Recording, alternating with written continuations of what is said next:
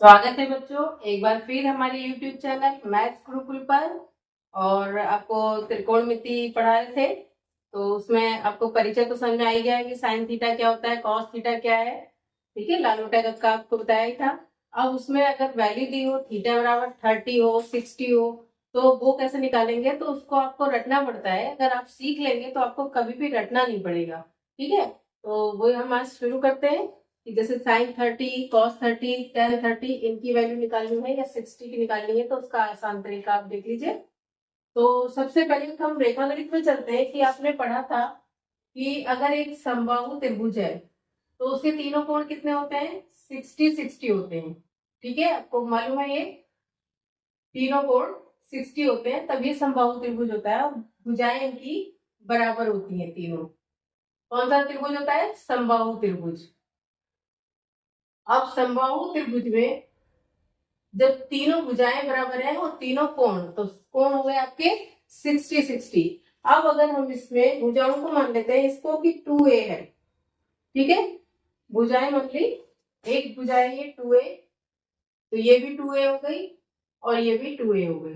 ठीक है, अब हम जो शीर्ष है ए बी सी, तो शीर्ष का जो कोण है उसको हम अर्धक कर दें, यानी कि 30 इधर और 30 इधर, और ये लाइन आगे बढ़ा दें। तो जो ये लाइन बढ़ती है, ये जो यहाँ पे टच कर रही है, मान लो ये डी पॉइंट है, तो ये कोण कितना बचा, 30। ठीक है, 30 इधर हो गया और 30 इधर। तो अब ये जो नया त्रिभुज बना, एक कोण 30 और एक 60, तो ये ऑब्वियसली कितना हो गया, 90 डिग्री का। ठीक है, आपका ये समकोण त्रिभुज बन गया। और समबाहु त्रिभुज में एक मध्यिका खींची जाती है, यानी ऊपर से आपको जो अर्धक आ रहा है वो जो डी पे मिलता है वो इसको हाफ हाफ कर देता है। तो 2a में से a इधर बचा और a इधर बची, इतनी भुजा। ठीक है, ये a हो गई इतनी और इधर ये 2a है। ठीक है, अब ये एक हमारे पास जो त्रिभुज बना ADA, ADC। ठीक है, इसको हम उठा के बना लेते हैं एक जगह, और उसके लिए 30 वाला एंगल हम इधर कर लेते हैं। ठीक है, नाम हम कुछ भी रख लें, मान लो हमने इसका नाम रख लिया ABC। ठीक है,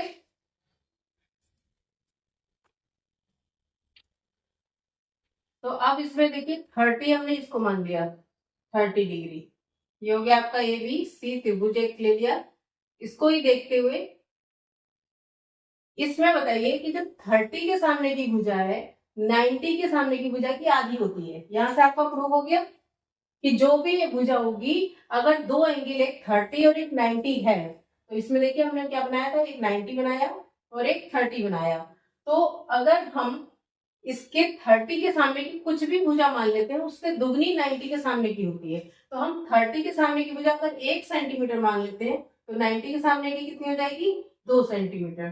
ठीक है, यहाँ से आपका प्रूफ करने के लिए ही हमने ये करा था कि एक समबाहु त्रिभुज बना के और उसका एक ये त्रिभुज बना के देखा था कि 30, 60 और 90 होता है, भुजाओं में क्या अनुपात होता है। तो जो भी 30 के सामने की भुजा है 90 के सामने की भुजा से आधी होती है। तो हमारे पास दो भुजाएं आ गई। तीसरी आप BC स्क्वायर पाइथागोरस से निकाल सकते हो, तो BC स्क्वायर बराबर क्या हो गया, कर्ण स्क्वायर माइनस लंब स्क्वायर, यानी कि 2 का स्क्वायर माइनस 1 का स्क्वायर। तो BC स्क्वायर हो गया 4 माइनस 1, BC स्क्वायर बराबर आया 3, इसलिए BC बराबर कितना आ गया, √3। तो ये भुजा हमारी कितनी हो गई, √3।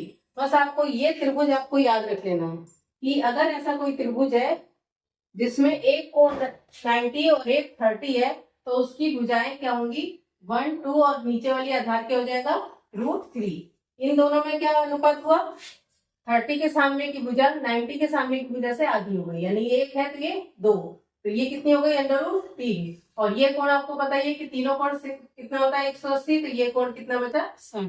ठीक है, अब हमें निकालना है साइन 30 की वैल्यू।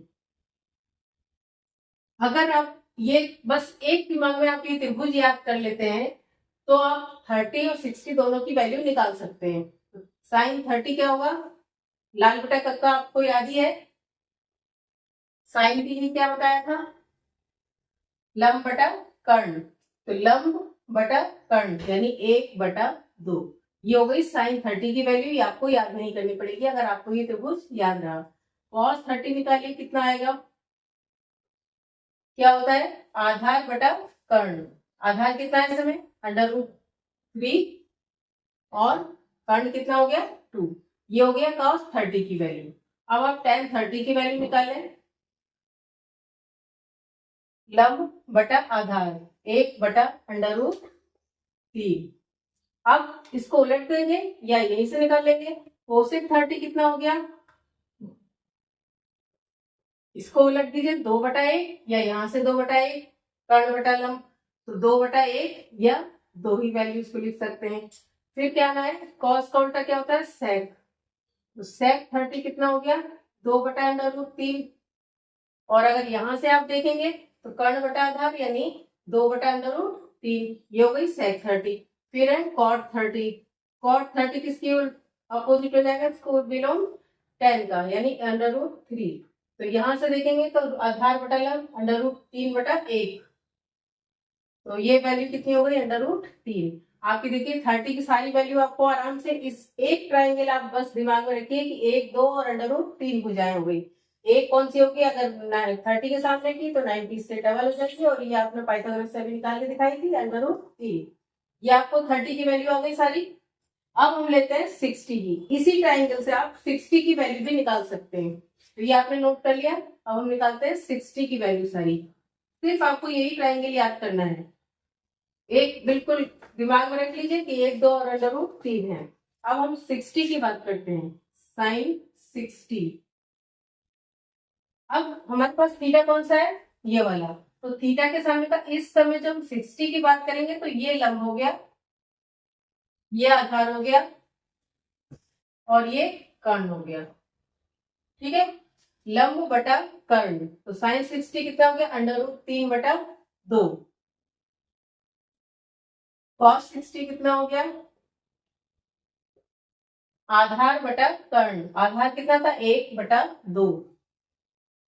फिर tan 60 कितना हो गया?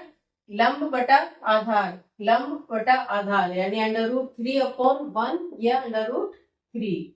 अब इसका उल्टा करते जाइए, कोसेक 60 निकालना है तो 2/√3। सेक 60 निकालना है तो 2/1 या फिर केवल 2। और कॉट 60